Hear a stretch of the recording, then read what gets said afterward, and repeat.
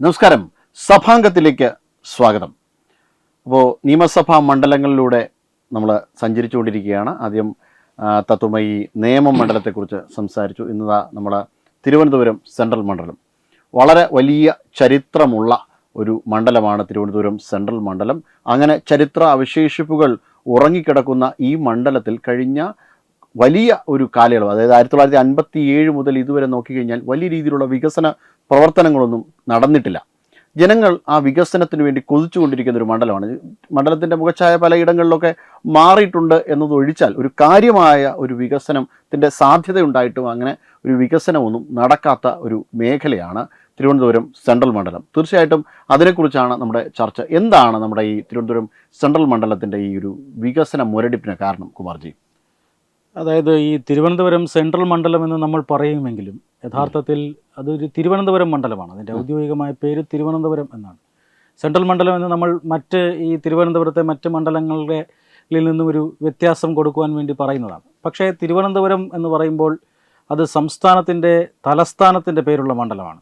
അപ്പോൾ അത്രമാത്രം പ്രാധാന്യമുള്ള ഒരു മണ്ഡലമാണ്. ആ മണ്ഡലത്തിൽ ഈ നേരത്തെ സൂചിപ്പിച്ചതുപോലെ പല തരത്തിലുള്ള വികസനത്തിൻ്റെ പോരായ്മകളും ഉണ്ടായിട്ടുണ്ട്. ഈ മണ്ഡലത്തിൻ്റെ ചരിത്രം പരിശോധിച്ചു കഴിഞ്ഞാൽ വളരെയധികം കാലപ്പഴക്കമുള്ള ഒരു മണ്ഡലമാണ്. 1957 മുതൽ തന്നെ, അത് ഇന്നീ കാണുന്ന ഈ രൂപത്തിലും ഭാവത്തിലും അല്ലെങ്കിലും ഏകദേശം ആ ഒരു മണ്ഡലം 1957 മുതൽ തന്നെ നിലവിലുള്ള മണ്ഡലമാണ്. 57 മുതൽ 77 വരെ ഇത് തിരുവനന്തപുരം 1 എന്നറിയപ്പെട്ടിരുന്ന മണ്ഡലമായിരുന്നു.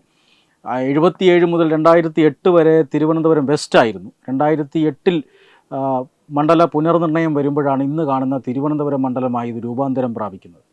ഈ ചരിത്രം പരിശോധിച്ചാൽ തന്നെ നമുക്കറിയാം, ഈ കാലഘട്ടങ്ങളിലെല്ലാം ഒരു പാർട്ടിക്കും ഒരു മുന്നണിക്കും ഒരു കുത്തകാവകാശവും നൽകാത്ത ഒരു മണ്ഡലമാണ്.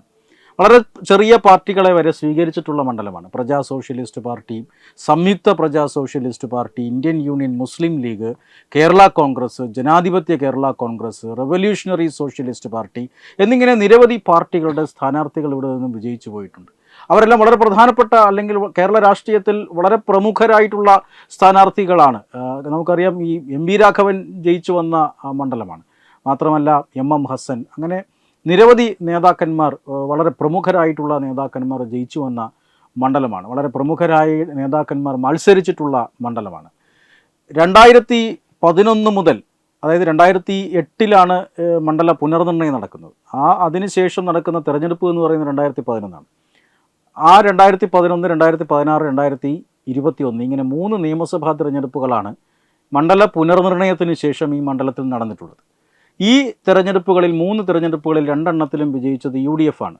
VS ശിവകുമാറാണ് 2 തിരഞ്ഞെടുപ്പുകളിൽ 2011 2016 വിജയിക്കുന്നു.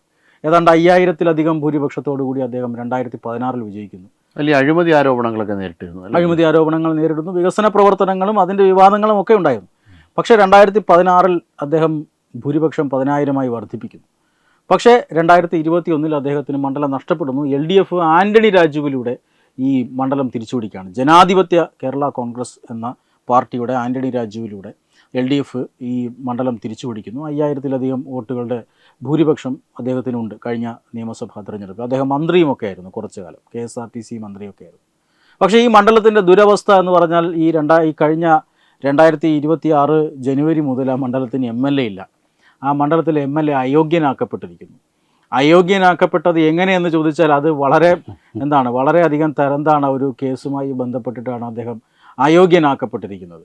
അതായത് നമ്മളെല്ലാം വളരെ പരിഹാസത്തോടു കൂടി പറയും, ജട്ടി മോഷണ കേസിലാണ് ഇദ്ദേഹം അറസ്റ്റിലായിരിക്കുന്നത്. അതായത് ഒരു വിദേശ പൗരൻ അദ്ദേഹത്തിൻ്റെ അടിവസ്ത്രത്തിൽ ഒളിപ്പിച്ച് ലഹരി കടത്താൻ ശ്രമിച്ച വളരെ ഗൗരവമായിട്ടുള്ള ഒരു കേസാണ്. സംസ്ഥാനം ഇപ്പോഴും ലഹരിയുടെ ഒരു ഭീഷണിയിലാണ് നിലനിൽക്കുന്നത് എന്ന് ഓർക്കണം. ആ ഘട്ടത്തിൽ ഒരു ജനപ്രതിനിധി ഈ ഒരു ലഹരി കൊണ്ടുവന്ന കുറ്റവാളിയെ രക്ഷപ്പെടുത്താൻ വേണ്ടി, അദ്ദേഹം അഭിഭാഷകനായിരുന്നു എങ്കിൽ പോലും രക്ഷപ്പെടുത്താൻ വേണ്ടി അദ്ദേഹത്തിനെതിരെയുള്ള ആ ഏക തെളിവ് എന്ന് പറയുന്നത് ലഹരി സൂക്ഷിച്ചിരുന്ന അണ്ടർവെയറും അതിൻ്റെ പോക്കറ്റുമായിരുന്നു. ആ അടിവസ്ത്രത്തെ ആ കോടതിയുടെ കസ്റ്റഡിയിൽ നിന്ന് മോഷ്ടിക്കുകയും അതിൽ ഓൾട്ടറേഷൻ വരുത്തുകയും പിന്നീട് അത് അദ്ദേഹത്തിന് പാകമല്ലാത്ത അടിവസ്ത്രമാണ് എന്ന് കോടതിയിൽ തെളിയിക്കുകയും അദ്ദേഹത്തെ ശിക്ഷയിൽ നിന്ന് വിമുക്തനാക്കി വിദേശത്തേക്ക് പറഞ്ഞയക്കുകയും ചെയ്തു എന്നുള്ളതാണ് കേസ്. ആ കേസ് കറങ്ങിത്തിരിഞ്ഞ് എത്രയോ വർഷം കഴിഞ്ഞിട്ടാണ് ഇദ്ദേഹത്തെ പിടികൂടുന്നത്.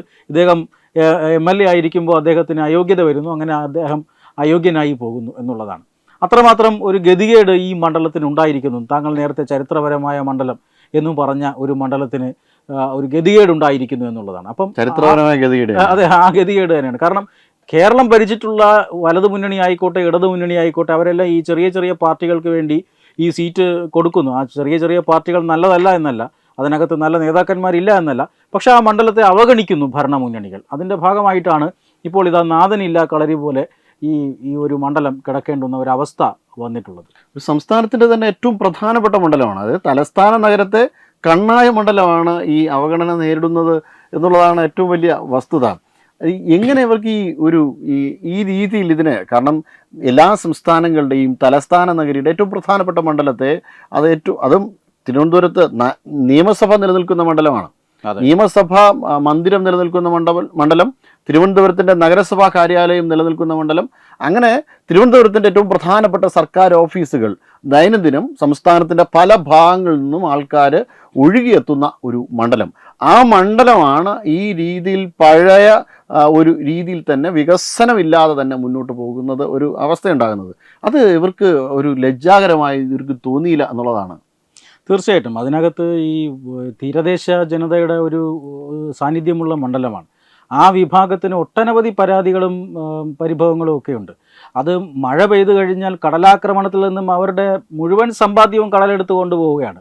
അതിന് യാതൊരുവിധ ശാശ്വതമായ പരിഹാരവും, അതിനകത്ത് പുലിമുട്ട് നിർമ്മിക്കുക എന്ന പോലെ പദ്ധതി പോലും, പ്രാഥമികമായ കർത്തവ്യം പോലും ഇതുവരെ ആരും ചെയ്തു കൊടുത്തിട്ടില്ല. ഈ പറയുന്ന ആളുകൾ അവർ കടലിനോട് ദൈനംദിനം മല്ലിടുന്നവരായതുകൊണ്ടാണ് അവർ ജീവിച്ചിരിക്കുന്നത്. ഇല്ലാത്തവരാണെങ്കിൽ ഈ കടൽ എടുക്കലോടൊപ്പം അവരുടെ ജീവിതവും അവസാനിക്കുമായിരുന്നു. അവർ കടലിൽ പണിയെടുക്കുന്നവരായതുകൊണ്ട് അവരുടെ ജീവിതം തിരിച്ചു പിടിക്കുന്നു. പക്ഷേ അവരുടെ സമ്പാദ്യം മുഴുവൻ ഓരോ വർഷവും 1-2 തവണ കടലെടുക്കുന്ന സാഹചര്യം ഉണ്ടാകുന്നു. മാത്രമല്ല മറ്റ് മേഖലകളിലും ഇമാതിരിയുള്ള പലതരത്തിലുള്ള വികസന പ്രശ്നങ്ങളും ഒക്കെ നിലനിൽക്കുന്നു. അതുകൊണ്ട് തന്നെ ഈ വരാൻ പോകുന്ന നിയമസഭാ തെരഞ്ഞെടുപ്പ് ജനങ്ങൾ ഗൗരവത്തോടു കൂടി എടുക്കുന്ന, അല്ലെങ്കിൽ ജനങ്ങൾ വികസന ദാഹികളായി മാറുന്ന ഒരു തെരഞ്ഞെടുപ്പായിരിക്കും തിരുവനന്തപുരം മണ്ഡലത്തിൽ നടക്കാൻ പോകുന്ന തെരഞ്ഞെടുപ്പ് എന്ന കാര്യത്തിൽ തർക്കമൊന്നുമില്ല. ഈ 2011 തെരഞ്ഞെടുപ്പ് പരിശോധിച്ചു കഴിഞ്ഞാൽ ആ തെരഞ്ഞെടുപ്പിന് ഒരു പ്രത്യേകതയുള്ളത്, ഈ ഇടത് വലത് മുന്നണികൾ മാറി മാറി ഭരിച്ചിട്ടുള്ള ഈ മണ്ഡലത്തിൽ BJPയുടെ ഒരു സാന്നിധ്യം, അല്ലെങ്കിൽ BJP ഒരു രാഷ്ട്രീയ ശക്തിയായി മാറുന്ന അതിന് തുടക്കം കുറിച്ച തെരഞ്ഞെടുപ്പാണ്.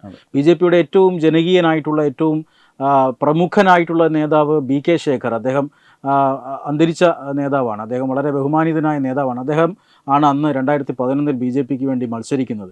11,000-ൽ പരം വോട്ടുകൾ, അതായത് മൊത്തം വോട്ടിൻ്റെ 10% അദ്ദേഹം നേടി. പക്ഷേ ആ കാലഘട്ടത്തെ സംബന്ധിച്ചിടത്തോളം BJPക്ക് ഒരു മണ്ഡലത്തിൽ സാമാന്യം 3,000-ഓ 2,000-ഓ വോട്ടുകൾ മാത്രമുണ്ടായിരുന്ന കാലഘട്ടമായിരുന്നു. ആ കാലഘട്ടത്തിൽ മണ്ഡലത്തിൽ 10% വോട്ട് നേടി BJP അതിൻ്റെ വളർച്ചയ്ക്ക് തുടക്കം കുറിച്ചു. 2016 തെരഞ്ഞെടുപ്പിൽ BJPക്ക് വേണ്ടി അവിടെ മത്സരിച്ചത് ക്രിക്കറ്റ് താരം S. ശ്രീശാന്ത് ആയിരുന്നു.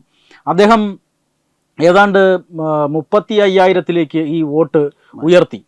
ഏതാണ്ട് 35,000-ലേക്ക് വോട്ട് ഉയർത്തുന്നു. അതായത് 27%-ലേക്ക് BJPയുടെ വോട്ട് വരുന്നു. അദ്ദേഹം ഒരു സെലിബ്രിറ്റി സ്ഥാനാർത്ഥിയാണ്. അദ്ദേഹത്തിന് മറ്റ് വിഭാഗങ്ങളുടെ വോട്ടുകൾ കൂടി ലഭിച്ചേക്കാം എന്നൊക്കെ പലരും പറയുന്നുണ്ട്. പക്ഷേ അങ്ങനെയാണെങ്കിൽ പോലും BJP അവിടെ ശാശ്വതമായ വളർച്ച നേടിയിരിക്കുന്നു എന്ന് തെളിയിക്കുന്ന തെരഞ്ഞെടുപ്പാണ് 2021, അതായത് കഴിഞ്ഞ നിയമസഭാ തെരഞ്ഞെടുപ്പിൽ നടന്നത്. G. കൃഷ്ണകുമാർ എന്ന BJPയുടെ അദ്ദേഹം നടനും കൂടിയാണ്. അദ്ദേഹം വീണ്ടും ആ 30,000 വോട്ട് നിലനിർത്തുന്നു. വോട്ടിംഗ് വളർച്ച ഉണ്ടാകുന്നില്ല എങ്കിൽ പോലും ആ വോട്ട് നിലനിർത്തുന്നു. ശ്രീശാന്ത് പിടിച്ച വോട്ട് നിലനിർത്തുന്നു എന്ന് പറഞ്ഞാൽ BJPക്ക് അവിടെ വിജയം കയ്യെടുത്തി പിടിക്കാവുന്ന സാഹചര്യത്തിലേക്ക് എത്തിയിരിക്കുന്നു എന്നാണ്. നമ്മൾ ഒരു പാറ്റേൺ മനസ്സിലാക്കിയാൽ 2015 35 സീറ്റുകൾ നേടിയ BJP കോർപ്പറേഷനിൽ 2020 തെരഞ്ഞെടുപ്പിലും അതേ 35 സീറ്റുകൾ നിലനിർത്തുന്നു. അതായത് വിജയം കയ്യെത്തിപ്പിടിക്കാവുന്ന ഒരു തലത്തിലേക്ക് എത്തി. അതിനുശേഷം 2025 വിജയം കയ്യെത്തിപ്പിടിക്കുന്നു. അതേ മാതൃകയിൽ തന്നെ തിരുവനന്തപുരം മണ്ഡലവും ആ വോട്ടിംഗ് ശതമാനം 2 തെരഞ്ഞെടുപ്പിൽ നിലനിർത്തുന്നു. അടുത്തൊരു കുതിച്ചുചാട്ടത്തോടുകൂടി BJPക്ക് വിജയം കയ്യെത്തിപ്പിടിക്കാം എന്നൊരു സാഹചര്യത്തിലാണ് പാർട്ടി എന്ന് പറയേണ്ടി വരും. കാരണം ഒരു 16% ഒരു കുതിച്ചുചാട്ടമാണ് 2016 ശ്രീശാന്ത് മത്സരിച്ചപ്പോൾ ഉണ്ടായത്. ഇനിയൊരു 8-9% വർധനവ് BJP വരുത്തി കഴിഞ്ഞാൽ അവിടെ BJPക്ക് വിജയം കയ്യെടുത്തി പിടിക്കാൻ കഴിയും. പക്ഷേ BJPക്ക് മറ്റു മണ്ഡലങ്ങളെപ്പോലെ, ഇപ്പോൾ തിരുവനന്തപുരത്തെ നേമം മണ്ഡലത്തെ പോലെ അത്രമാത്രം ഒരു സേഫ് സോണിലെത്തിയ മണ്ഡലമല്ല. വട്ടിയൂർക്കാവ് മണ്ഡലത്തെ പോലെ ഒരു സേഫ് സോണിലെത്തിയ മണ്ഡലമല്ല. BJPക്ക് അവിടെ ന്യൂനപക്ഷ വോട്ടുകൾ, അവിടെ ന്യൂനപക്ഷ കേന്ദ്രീകരണം ഉണ്ടായാൽ അവിടെ ചില പ്രശ്നങ്ങൾ ഉണ്ടാകുന്ന മണ്ഡലമാണ്. മാത്രമല്ല ഈ തീരദേശ മേഖലയൊക്കെ ഇതുവരെയും BJPക്ക് വേണ്ടി അനുകൂലമായ ഒരു നിലപാട് എടുത്തിരുന്നില്ല മുൻകാലങ്ങളിൽ. പക്ഷേ കഴിഞ്ഞ ടേമിൽ വിഴിഞ്ഞത്തൊക്കെ തീരദേശ പ്രദേശങ്ങളിൽ നിന്ന് വലിയ രീതിയിലുള്ള ഒരു മുന്നേറ്റമാണ് BJPക്ക് നടത്തിയത്. അത് നമുക്ക് ഇപ്പോൾ ഈ തെരഞ്ഞെടുപ്പിൽ വലിയൊരു അനുകൂല ഘടകം അല്ലേ? തീർച്ചയായിട്ടും തദ്ദേശ തെരഞ്ഞെടുപ്പ് ഒരു വലിയ അനുകൂല ഘടകമാണ്. കാരണം ഇത്തവണ ഞങ്ങൾ നേരത്തെ ഈ നിയമവുമായി ബന്ധപ്പെട്ട ചർച്ചകൾ പറഞ്ഞപ്പോഴും പറഞ്ഞിരുന്നു, 2011 2016 ഒന്നും BJP അല്ല ഇപ്പോഴത്തെ BJP. 2026 BJP എന്ന് പറഞ്ഞാൽ വളരെ വ്യത്യസ്തമാണ് തിരുവനന്തപുരത്തെങ്കിലും. കാരണം തിരുവനന്തപുരത്ത് BJP നഗരസഭ ഭരണം പിടിച്ചെടുത്തിരിക്കുന്നത് BJPയെ സംബന്ധിച്ചിടത്തോളം വളരെ വലിയൊരു പ്ലസ് പോയിന്റ് ആണ് ഈ മണ്ഡലങ്ങളിൽ. കാരണം BJPക്ക് വോട്ട് ചെയ്താൽ വിജയിക്കില്ല എന്നൊരു ധാരണ പല വോട്ടർമാരെയും പിന്നോട്ട് വലിച്ചിരുന്നു. പക്ഷേ തിരുവനന്തപുരത്ത് അത് മാറിയിരിക്കുന്നു. തിരുവനന്തപുരത്ത് ഈ പറയുന്ന മണ്ഡലങ്ങളിലെല്ലാം BJPക്ക് വിജയിക്കാം എന്ന ഒരു സാഹചര്യം ഉടലെടുത്തിരിക്കുന്നു. ഇതൊരു പ്ലസ് പോയിന്റാണ്. മാത്രമല്ല തദ്ദേശ തെരഞ്ഞെടുപ്പിൽ ഇപ്പോൾ നേമത്ത് തദ്ദേശ തെരഞ്ഞെടുപ്പിന്റെ കണക്കെടുക്കുകയാണെങ്കിൽ BJP 1ാം സ്ഥാനത്താണ്. വട്ടിയൂർക്കാവ് തദ്ദേശ തെരഞ്ഞെടുപ്പിന്റെ കണക്കെടുക്കുകയാണെങ്കിൽ BJP 1ാം സ്ഥാനത്താണ്. പക്ഷേ അത്രമാത്രം ഒരു മുന്നേറ്റം അല്ലെങ്കിൽ ഒരു മുൻതൂക്കം ഈ പറയുന്ന സെൻട്രൽ മണ്ഡലത്തിൽ തിരുവനന്തപുരത്ത് ഇല്ല എങ്കിലും പക്ഷേ BJPക്ക് വിജയം കയ്യെത്തിപ്പിടിക്കാവുന്ന ചില സൂചനകൾ അവിടെയും കിടപ്പുണ്ട്. കാരണം ഏതാണ്ട് 28 കോർപ്പറേഷൻ വാർഡുകൾ ഉൾപ്പെടുന്നതാണ് നമ്മുടെ ഈ തിരുവനന്തപുരം മണ്ഡലം. ഈ 28 വാർഡുകളിലെ ഇപ്പോഴത്തെ കക്ഷിനില പരിശോധിച്ചാൽ 8 വാർഡുകളിൽ BJP, 8 വാർഡുകളിൽ CPM, 6 വാർഡുകളിൽ UDF എന്ന് പറഞ്ഞാൽ ശക്തമായ ത്രികോണ മത്സരം തന്നെയായിരിക്കും സെൻട്രൽ മണ്ഡലത്തിൽ നടക്കുക. മത്സരം തീപാറുമെന്ന കാര്യത്തിൽ തർക്കമൊന്നുമില്ല. പക്ഷെ അവിടെ ഈ പറയുന്ന CPIM-നൊപ്പം തന്നെ 8 വാർഡുകൾ BJP ഭരിക്കുന്നു എന്നുള്ളതാണ്. മാത്രമല്ല BJP പരാജയപ്പെട്ട വാർഡുകളിൽ ഇപ്പോൾ താങ്കൾ നേരത്തെ സൂചിപ്പിച്ചതുപോലെ വിഴിഞ്ഞം വാർഡിൽ 300-ൽ നിന്നും 1400-ലേക്ക് വോട്ടെത്തി. അപ്പോൾ അത്രമാത്രം ഉള്ള മുന്നേറ്റം ഈ പറയുന്ന പരാജയപ്പെട്ട വാർഡുകളിലും BJPക്ക് ഉണ്ടായിട്ടുണ്ട്. BJP പരാജയപ്പെട്ട വാർഡുകളിൽ വളരെ നേരിയ വ്യത്യാസത്തിലാണ് BJP പരാജയം നേരിട്ടിരിക്കുന്നത് തന്നെ. അതുകൊണ്ട് തന്നെ ഈ മണ്ഡലത്തിൽ തദ്ദേശ തെരഞ്ഞെടുപ്പിന്റെ കണക്ക് പരിശോധിച്ചാലും BJPക്ക് വിജയിക്കാവുന്നതേ ഉള്ളൂ. കാരണം ഏറ്റവും പ്രധാനപ്പെട്ട ഒരു മണ്ഡലമാണ്, വികസനം ചർച്ച ചെയ്യപ്പെടുന്ന ഒരു മണ്ഡലമാണ്. നമുക്കറിയാം അവിടെ MLA അയോഗ്യനാക്കപ്പെട്ടിരിക്കുന്നു. MLA കുറെ കാലം ഒരു വകുപ്പ് ഭരിച്ചതാണ്. KSRTC തൊഴിലാളികളുടെ അവസ്ഥ പരിശോധിച്ചാൽ നമുക്ക് മനസ്സിലാകും. ഗണേശൻ ആ ഒരു ചുമതല ഏറ്റതിന് ശേഷം, ഈ മന്ത്രിയിൽ നിന്നും ഗണേശൻ മന്ത്രിയായതിനു ശേഷം ഇവർക്ക് KSRTC തൊഴിലാളികൾക്ക് ശമ്പളം മുടങ്ങിയിട്ടില്ല.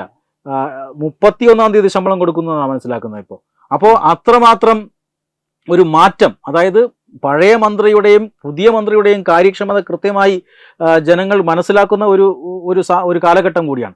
അതുകൊണ്ട് തന്നെ ആ ഒരു MLA, ആ ഒരു ജനപ്രതിനിധി പ്രതിനിധാനം ചെയ്ത 5 വർഷം പ്രതിനിധാനം ചെയ്ത മണ്ഡലം, അവിടെ ഉണ്ടാകുന്ന ഭരണവിരുദ്ധ വികാരം, ഇതെല്ലാം തന്നെ BJPക്ക് മുതലെടുക്കാൻ സാധിക്കുമെന്ന കാര്യത്തിൽ തർക്കമൊന്നുമില്ല. പക്ഷേ BJPയെ സംബന്ധിച്ചിടത്തോളം ന്യൂനപക്ഷ കേന്ദ്രീകരണം ഉണ്ടാകുമോ എന്നൊരു ഭയം അവർക്കുണ്ട്. പക്ഷെ അതിനെ ഭൂരിപക്ഷ നമ്മുടെ ഹിന്ദു കൺസോൾട്ടേഷൻ പോലെയുള്ള ചില മാർഗങ്ങൾ അല്ലെങ്കിൽ അങ്ങനെയുള്ള ചില സാധ്യതകൾ ഈ മണ്ഡലത്തിൽ തള്ളിക്കളയാൻ കഴിയില്ല. കാരണം ശബരിമല, സ്വർണ്ണക്കൊള്ള അടക്കമുള്ള വിഷയങ്ങളിൽ BJP ഇപ്പോൾ വളരെ കൃത്യമായ ഇടപെടലുകൾ നടത്തുന്നുണ്ട്. മാത്രമല്ല തിരുവനന്തപുരത്ത് അവഗണിക്കപ്പെട്ട് കിടക്കുന്ന പത്മനാഭസ്വാമി ക്ഷേത്രവുമായി ബന്ധപ്പെട്ട മറ്റ് വികസന പ്രവർത്തനങ്ങൾ, ഈ വികസന പ്രവർത്തനങ്ങളും അതുപോലെ തന്നെ സ്പിരിച്വൽ ടൂറിസത്തിൻ്റെയും സാധ്യതകൾ വളരെ കാര്യക്ഷമമായി പരിഗണിച്ചുകൊണ്ടുള്ള ഒരു ബഡ്ജറ്റ് തിരുവനന്തപുരം കോർപ്പറേഷൻ അവതരിപ്പിച്ചിട്ടുണ്ട്. അപ്പോൾ ഇതെല്ലാം ഈ മണ്ഡലത്തിൻ്റെ വോട്ടർമാരെ സ്വാധീനിക്കുമെന്ന കാര്യത്തിൽ തർക്കമൊന്നുമില്ല. അവിടെ BJPക്ക് വളരെ വലിയ സാധ്യതയുണ്ട്. മത്സരം തീപാറും. 3 മുന്നണികളും വളരെ കടുത്ത മത്സരം തന്നെ കാഴ്ചവെക്കും എന്നാണ് മനസ്സിലാക്കുന്നത്. കാരണം ഈ ആന്റണി രാജു കേരള കോൺഗ്രസിന് വേണ്ടി 1998 മത്സരിച്ച് ജയിച്ചിട്ടുണ്ട്. CMP അവിടെ നിന്ന് മത്സരിച്ച് ജയിച്ചിട്ടുണ്ട്. ഇപ്പോൾ CMPയുടെ CP ജോൺ മത്സരിക്കും എന്നാണ് ലഭിക്കുന്ന സൂചന. അതായത് അദ്ദേഹത്തിൻ്റെ ഒരു പാണ്ഡിത്യവും അദ്ദേഹത്തിൻ്റെ ഒരു വ്യക്തിപ്രഭാവവും ഒക്കെ നമുക്കറിയാം. അതുകൊണ്ട് തന്നെ കടുത്ത മത്സരം ഉണ്ടാകും. പക്ഷേ ഈ LDFിലേക്ക് വീണ്ടും കടുത്ത വികസനത്തിൻ്റെ ഒരു അഭാവം സമ്മാനിച്ച LDFിലേക്ക് വീണ്ടും ജനങ്ങൾ പോകണമോ എന്ന ഒരു ചോദ്യം അവിടെ ബാക്കി നിൽക്കുന്നുണ്ട്. UDFിൻ്റെ ഒരു കാര്യക്ഷമതയില്ലായ്മ ബാക്കി നിൽക്കുന്നുണ്ട്. വികസന രാഷ്ട്രീയം പറയുന്ന BJPയുടെ ഒരു പ്രസൻസ്, BJPയുടെ ഒരു തിരുവനന്തപുരത്ത് ആകെയുള്ള ഒരു മുന്നേറ്റം ഇതെല്ലാം വോട്ടർമാർ പരിഗണിക്കുമെന്ന് തന്നെയാണ് തോന്നുന്നത്. തീർച്ചയായും. നമസ്കാരം. HIV അണുബാധ സന്തോഷപൂർണമായ ഒരു ജീവിതത്തിന് തടസ്സമല്ല. HIV അണുബാധയ്ക്ക് ഫലപ്രദമായ ചികിത്സ ഇന്ന് ലഭ്യമാണ്. ഇതിന് യഥാസമയം അണുബാധ കണ്ടെത്തുന്നതും കാലേക്കൂട്ടി ചികിത്സ നടത്തേണ്ടതും അത്യാവശ്യമാണ്. സൗജന്യമായ ചികിത്സയും മാർഗനിർദ്ദേശങ്ങളും സർക്കാർ ആശുപത്രികളിലെ ART അഥവാ ഉഷസ് കേന്ദ്രങ്ങളിൽ ലഭ്യമാണ്. ആരോഗ്യ സംരക്ഷണം ഓരോരുത്തരുടെയും ഉത്തരവാദിത്തമാണ്.